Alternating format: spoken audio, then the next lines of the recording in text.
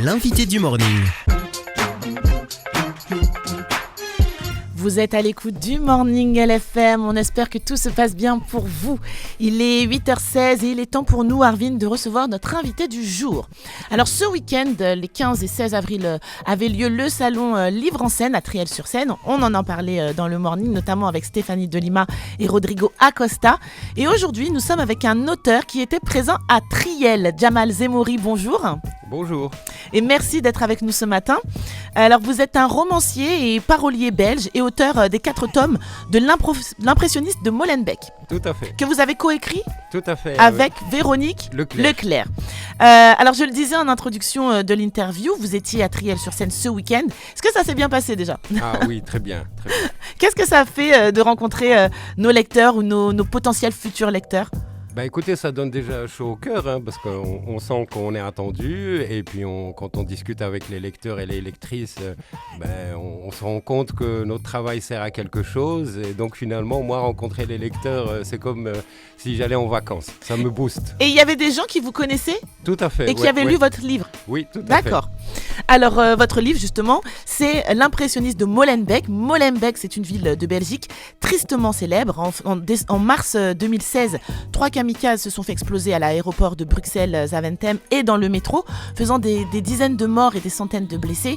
L'attaque avait été revendiquée par Daesh et organisée dans la même cellule djihadiste que celle des attentats de Paris en novembre 2015, dont de nombreux membres étaient originaires de la ville. Est-ce qu'il est question d'attentats dans votre ouvrage ? Ah oui, il n'est question que de ça. D'accord. Et est-ce que vous pouvez nous pitcher un peu votre roman ? De quoi il s'agit dans votre roman ? Écoutez, c'est assez simple. À qui profite l'argent du cannabis ? Voilà, le cannabis, seuls les terroristes et les mafias ont le monopole. Donc, le pitch du roman, c'est à qui profite l'argent du cannabis. Voilà. D'accord, ok. Et le protagoniste, c'est ? Il y a 2 protagonistes. Il y a un protagoniste, un civil, un assistant social qui s'appelle Karim Moreno, qui est né à Molenbeek, qui est vraiment le fruit du quartier. Et alors, il y a un enquêteur professionnel, un major du renseignement militaire belge, le major Alejandro Jiménez, qui est un fils d'ouvrier espagnol et qui travaille dans le renseignement militaire belge. D'accord. Comment vous est venue l'idée de ce roman ? L'idée, au fait, c'est dès le lendemain des attentats, je me suis dit, qu'est-ce que je peux faire en tant que citoyen de confession musulmane, qu'est-ce que je peux faire pour combattre ce discours-là ? Au début, j'étais parti sur une pièce de théâtre. Le discours qui était, est-ce que vous pouvez le rappeler peut-être ? Le discours qui était de dire que l'Occident, c'est des koufars, que tous les problèmes des musulmans, soi-disant, viendraient des Occidentaux. Donc voilà, je voulais casser ce truc-là parce que l'islam et la politique sont 2 choses différentes. Et je voulais préciser que l'islam est victime d'un discours politique radicaliste et que nous, les citoyens européens de confession musulmane, nous levons contre ce discours-là parce que nous apprécions notre vie en Europe. Parce que les habitants de Molenbeek ont souffert en fait, dit de façon très triviale, Molenbeek c'était devenu le berceau des djihadistes, quoi. C'était la ville des djihadistes, tout le monde est djihadiste, et puis il y avait toutes sortes de reportages qui montraient que oui, regardez, là, il y a plein de boucheries qui sont halal. Enfin, il y a eu un amalgame, et ça, vous vouliez aussi le combattre. Tout à fait. Je voulais combattre et faire la différence entre une spiritualité et un discours politique.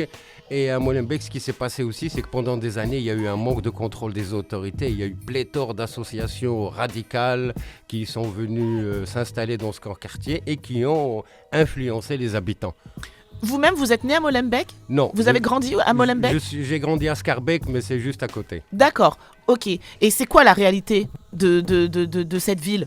En fin de compte. La réalité de cette ville, c'est d'abord énormément de problèmes sociaux, énormément un taux d'études supérieures universitaires très faible, des conditions sociales et une précarité très élevée. Et donc c'est une ancienne cité ouvrière et comme les métiers ouvriers ont disparu, il y a eu beaucoup de chômage. Et le chômage, il a tendance à s'hériter, grosso modo. Donc en fait, l'intrigue de votre livre est liée à la réputation de la ville. Est liée à la réputation de la ville et aussi, parce que c'est une ville mondialement connue, mais bien sûr. Aussi liée à la question à qui profite le trafic de cannabis. L'argent du cannabis, où est-ce qu'il finit ?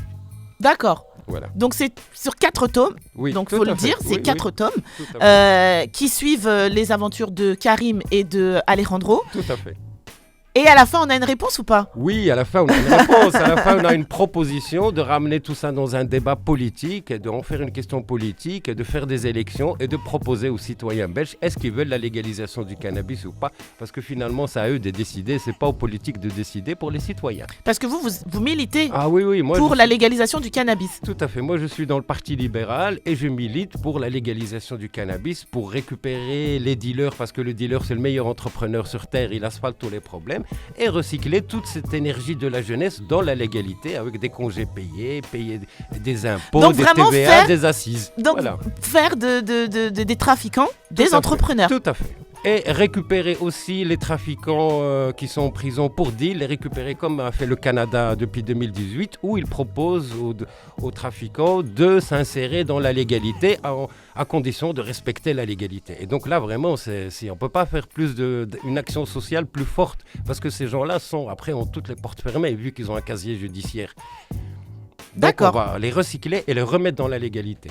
Donc c'est que par là, vous pensez qu'on pourra combattre le trafic? Tout à fait. Moi, quand je vois des jeunes de 12-14 ans qui subissent le narcodream et qui vivent dans le narcodream, je dis, ben voilà, on ne pourra pas changer tout ça, la situation là. Quand je vois les statistiques de la consommation et les statistiques d'âge des vendeurs, je me dis, voilà, l'idée, elle est là, les gens veulent vivre, veulent de l'argent, ben proposons-leur la légalité.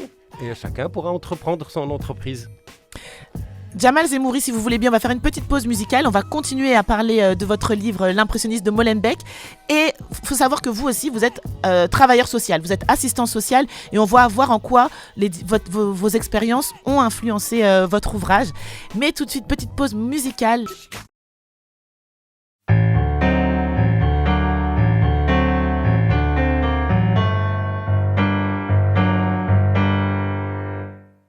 Pendant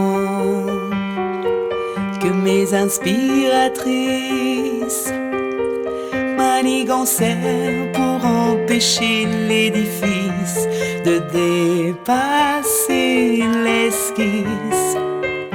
J'ai gâché ma carrière d'impressionniste à cause d'abstraits coloristes. Si au moment même je n'avais pas jaugé le théorème, un barman allumé au whisky m'a dit sous le froid de la nuit: laisse perso débrécher ton mental, c'est very very fondamental, fondamental.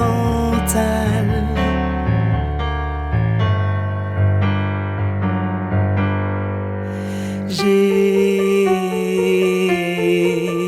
loin de mes galeries, accumulé des nuits en psychiatrie. Durant une décennie, pas une quincaillerie n'a accueilli mes croquis. Pourtant des enlumineurs moins en vogue dédicacèrent le catalogue. Sur le moment même, je n'avais pas jaugé le théorème. Un barman allumé au whisky m'a dit sous le froid de la nuit: laisse perso débrécher ton mental, c'est very very fondamental, fondamental.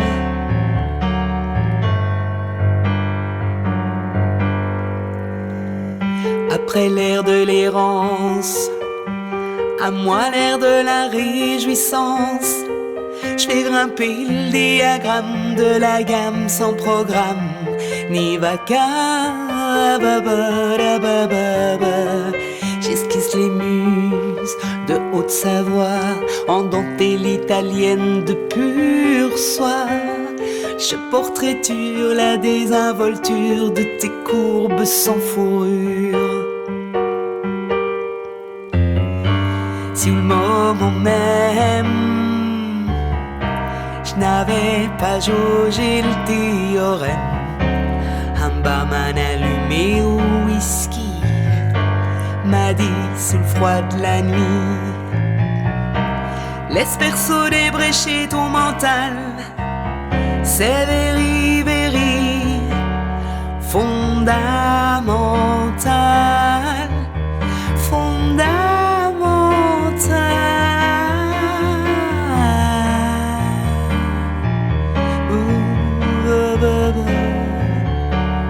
C'est very fondamental.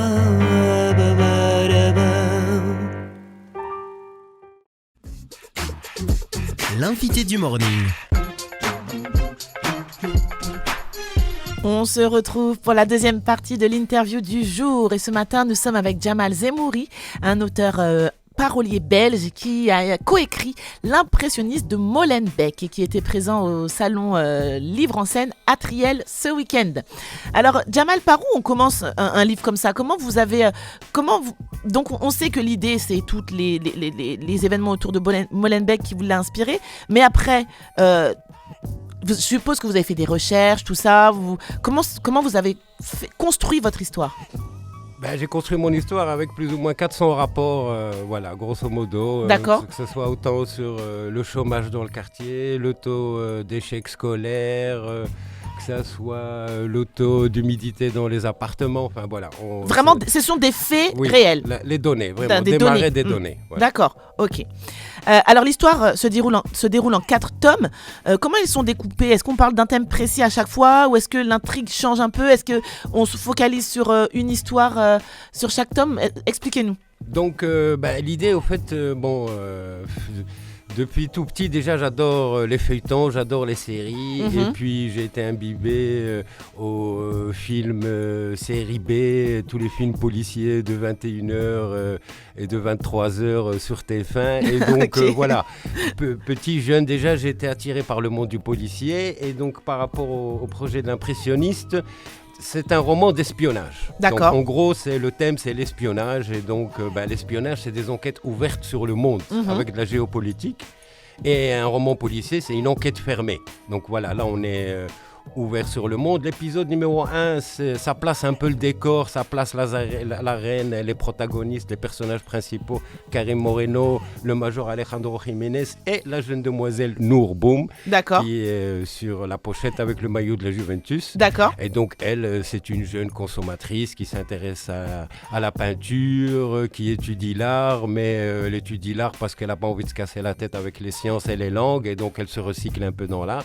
Et puis elle rencontre l'impressionniste de Molenbeek qui lui donne cours de peinture et puis il lui arrive un événement et l'impressionniste de Molenbeek sort de son égoïsme d'artiste pour commencer à enquêter et il s'allie au major.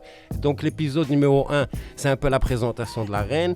L'épisode numéro 2, il a une connotation policière. D'accord. L'épisode numéro 3, on arrive dans la géopolitique mondiale. Et l'épisode numéro 4 est une politique fiction où le débat est ramené au Sénat avec une proposition aux élections. Comme vous avez ici les élections fédérales, de savoir est-ce que la proposition du cannabis sera votée par les électeurs ou pas. Et c'est là que le lecteur ou la lectrice sera tenu en suspense pour savoir si à la fin, le parti politique pro-cannabis gagnera ou pas. D'accord. Alors, vous êtes Jamal Zemouri dans le social en Belgique. Vous êtes assistant social. Vous êtes inspiré des cas que vous avez pu suivre pour l'écriture de ce roman? Ah oui, à 3000%. D'accord. Moi, je démarque de ça. Donc, des choses que j'ai vécues il y a 10 ans, il y a 15 ans, tout ça, c'est resté en tête. Et puis, je démarre de la culture du fait divers. Moi, j'aime bien le fait divers. Je trouve que le fait divers, il est littéraire. Il est révélateur de bien de choses. Donc, il est révélateur de faits de société, déjà. Tout à fait. Et vous êtes assistant social et vous suivez quoi, les jeunes? Tout tout. Vous n'avez pas de... Durant ma carrière, j'ai eu différents secteurs. J'ai travaillé avec les jeunes en décrochage scolaire. Bon, des D'accord. fois, vous avez des jeunes, le mois d'octobre, ils sont en décrochage scolaire. Ça veut Ouais. dire l'année, elle est foutue. Hein. Donc mm. voilà, des fois, bon, c'est paradoxal, c'est bizarre. On doit trouver une école pour quelqu'un, mais bon, personne ne veut l'accepter. Donc j'ai travaillé dans le décrochage scolaire pour les adolescents. J'ai travaillé dans la formation professionnelle avec les demandeurs d'emploi. D'accord. Et actuellement, je suis dans le secteur des assuétudes et des drogues de rue. C'est-à-dire, je travaille avec des personnes qui consomment de la cocaïne, de l'héroïne et des médicaments de rue détournés et qui voudraient arrêter ou faire un sevrage ou remplacer la consommation de cocaïne par des médicaments gérés par la pharmacie et le médecin. D'accord. Est-ce que vous travaillez sur un prochain tome Tout à fait. ou un prochain tome de l'impressionniste de Molenbeek ou un prochain projet? Un prochain projet qui D'accord. sera aussi en 4 tomes et ça reste toujours les aventures de l'impressionniste de Molenbeek. C'est vrai un an après. D'accord, 1 an après. Oui, hors Donc des on mois. ne sait pas comment ça se finit, on ne dévoile pas. Donc 1 an après et ensuite 4 nouveaux tomes. Donc Tout à toujours fait. vraiment cette série. Tout à fait, oui, là j'ai le goût de la série et puis ça permet une pensée en profondeur où on tire le fil de l'indice sur 4 épisodes, donc voilà, j'aime beaucoup ça. Jamal Zemouri, merci d'être passé par le Morning LFM. Je rappelle que vous êtes co-auteur avec Véronique Leclerc de l'impressionniste de Molenbeek qui est disponible Sur Amazon pour l'instant, sur Amazon pour l'instant. Merci Ok. beaucoup Jamal Zemouri. au plaisir. Allez, l'interview dans son intégralité sera à retrouver sur le site de LFM Radio dans la journée, www.lfm-radio.com.